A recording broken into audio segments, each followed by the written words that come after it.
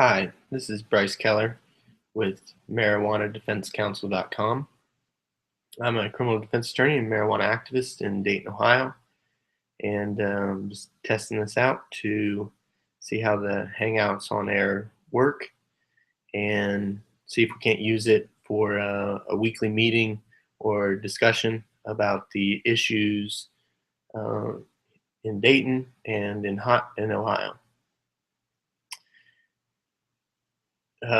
My contact information, you go to brycekellerlaw.com and you can email me there or contact me through marijuanadefensecouncil.com. Let me know if you want to participate in the discussions. I haven't decided when or how we'll do them, maybe once a week, midweek, like Wednesday evenings or Thursday evenings. Or maybe more frequently or infrequently. I don't know. Whatever anybody would like to do. I'm looking for other activists to participate in the discussion, and we can work together to share informational materials. And the kind of the objective is to create a communication network that can educate the public in an effective, consensus-based way.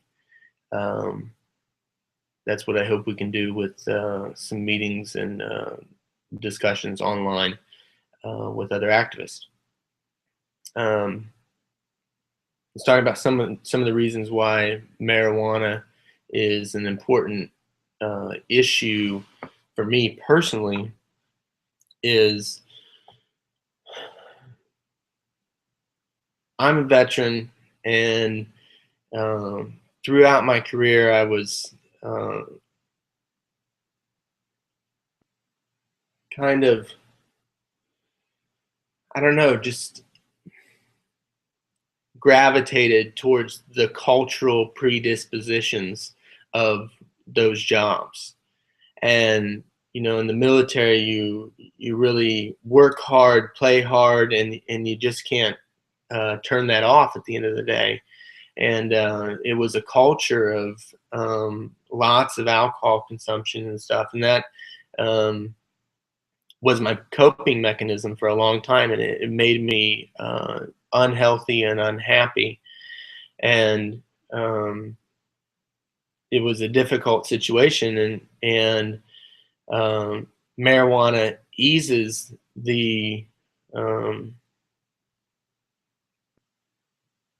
I don't know, desire to cope with all the other medicines and things like that. Using marijuana reduces my need for the medications that I take for mental illness, for PTSD, for depression, generalized anxiety disorder, and so on and so forth. But additionally, it helps me in my day-to-day life that I'm less interested in. That I'm less interested in alcohol and cigarettes, and I eat better too. I mean, it just turns out that marijuana is a relatively benign substance that has helped my life, and I spent a decade fighting against it. And so, it's something that it really matters to me, because even with my kind of I don't know, it's a kind of a mid-level need for this. I mean, it's a little bit. Would I be okay if I didn't smoke marijuana? I'd probably be okay. I'd get less sleep at night and be more agitated, so on and so forth. I don't know what I don't know what the real accurate answer is of how it would how it contributes to all the things that are going on in my life. I mean, um, it's a weird dynamic. Um, I don't know. I'm interested to discuss those issues but more importantly, how it affects the larger population, the larger pool. How do we collectively experience stigmatization for marijuana, things like that? This is much more important than my individual story or any individual story. There is a need to repair any injury that is presently occurring to a person. There is a need to make progress, and there is a need to act in the collective interest.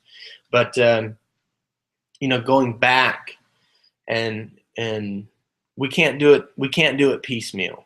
When we say, well, this person's problem is more important than this person's problem or that person's problem. I mean, it's not good. We need to help children who are sick. We need to help people that are being labeled criminals. We need to help veterans with PTSD stuff, and we need to deal with people who have chronic pain. We need to treat addicts of drugs with more safe alternatives. Those who are addicted to opiates, there is some anecdotal information that would suggest that there may be applications to use marijuana to treat that. We need to have a comprehensive approach. That's one of the things that's really that I find really insightful about the Responsible Ohio proposal. It creates a uniform laboratory for essentially scientific development, because that's where the game is being played. We know that people can sell marijuana and make marijuana as a business, and we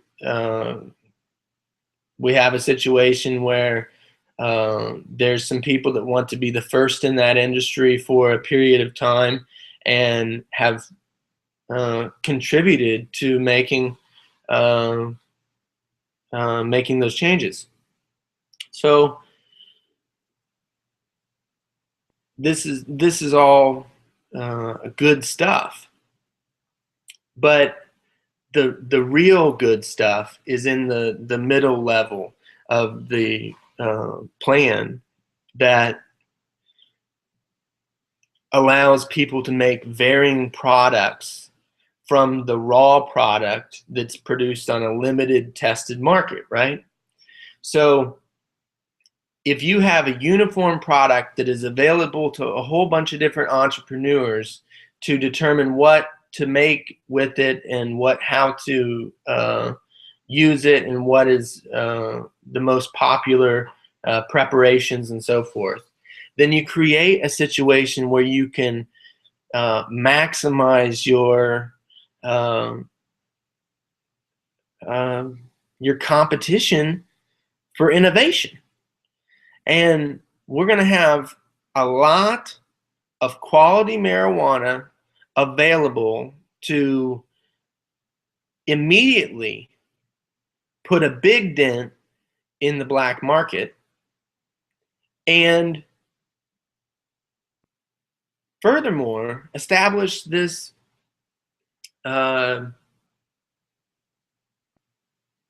very business sensitive and innovation sensitive kind of structure.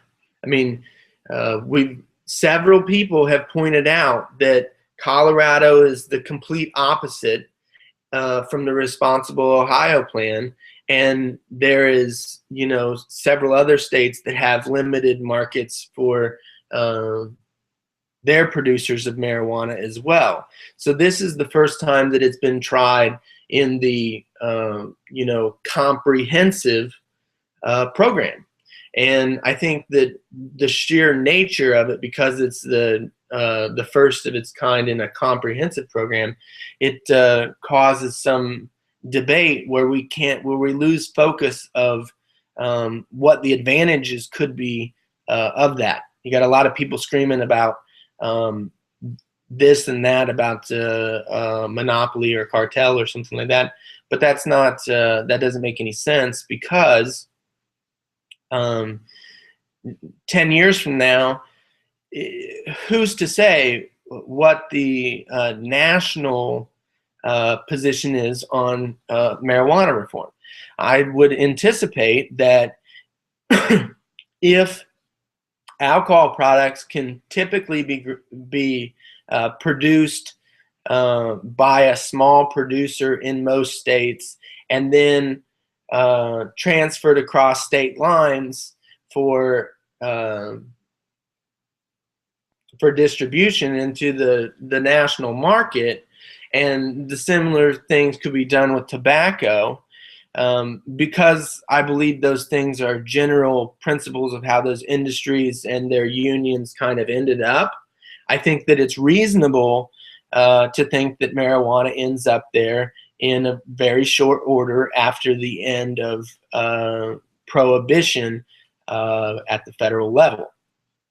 So as soon as the federal government gets out of the business of enforcing marijuana trafficking laws, they're going to get in the business of enforcing marijuana business regulatory laws and stuff. I mean, it's just a shift over to figuring out what it is that their angle is for the different players, and taking a civil approach to regulating the marijuana industry federally is a good thing.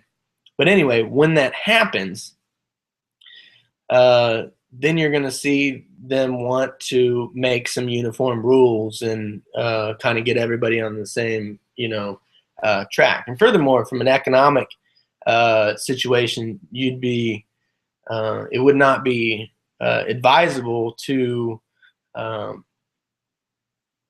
stifle the economic situation of any industry for which you wanted full disclosure and transparency and the like. So that was a lot of stuff. Just going on about that issue.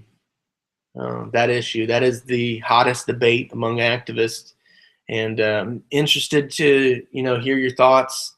But at the same time, what I'm most interested is getting people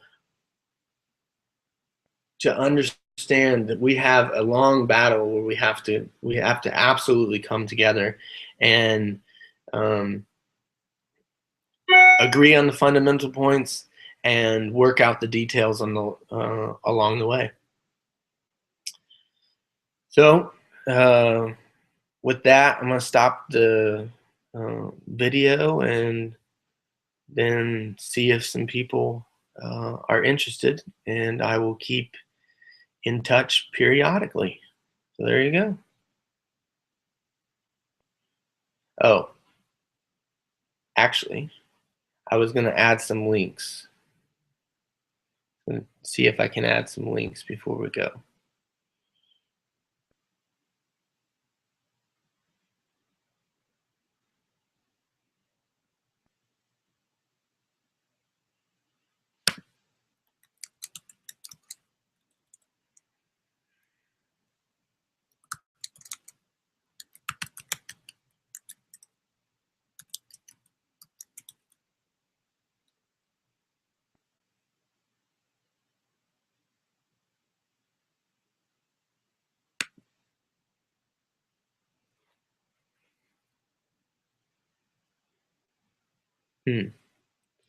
So I don't know if you can see it on the video. I'll just add one link.